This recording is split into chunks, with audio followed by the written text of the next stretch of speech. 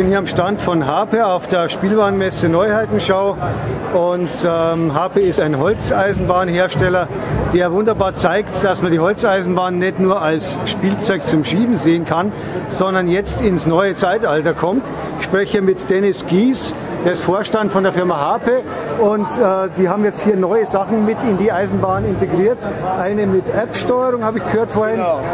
Ja, also wir haben hier unsere neue Lok.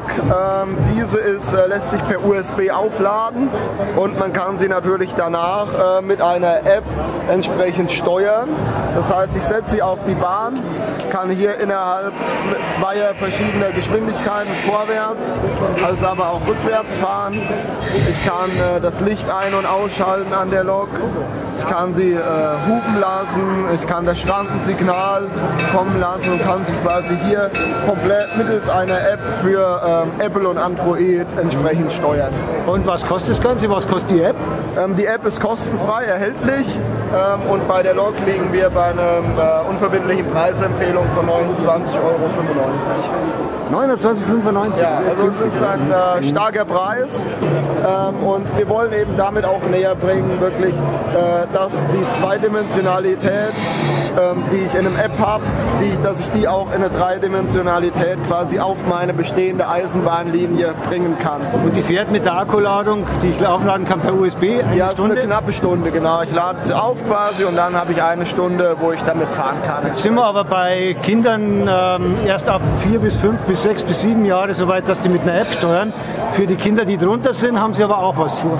Genau. Auch zwei neue Loks. Genau, ist die eine Lok hier, die ich quasi mit einer Kurbel aufladen muss. Das heißt, ich lerne schon mal, was muss ich denn tun, damit ich überhaupt Strom erzeuge und kann sie dann quasi, wenn ich genug gekurbelt habe, auch auf die Bahn setzen und hier quasi fahren.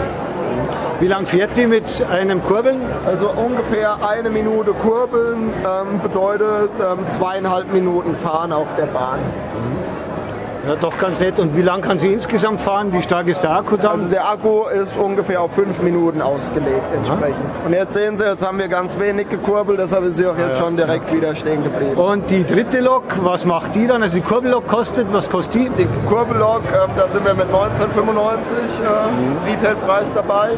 Und genau, und die letzte Lok, die wir haben, hat ein Solarmodul, wird quasi von der Sonne geladen und ich kann mir hier neben den Akkustand anzeigen lassen, also jetzt ist sie voll geladen und ich kann dann abends die Beleuchtung einschalten und kann hier entsprechend auf meiner Eisenbahnwelt damit rumfahren. Das heißt, Solar treibt die Lok nicht an, sondern das ist beleuchtet nur für die Beleuchtung da. Das heißt, das ist für die etwas kleineren Kinder. Und für ganz kleine Kinder haben Sie, glaube ich, auch noch. Genau, und da haben wir die erste Lok, die ab 18 Monaten, die erste elektrische Lok für Kinder ab 18 Monaten.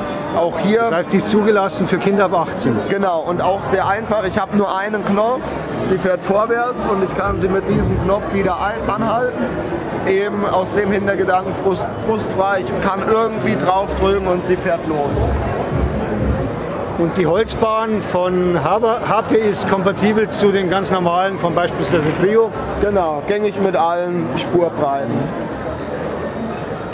Gut, das war's von der Neuheitenschau, von der Spielwarenmesse am Stand von Harpe und im Gespräch mit Dennis Gies von der Firma Harpe als Geschäftsführer. Besten Dank.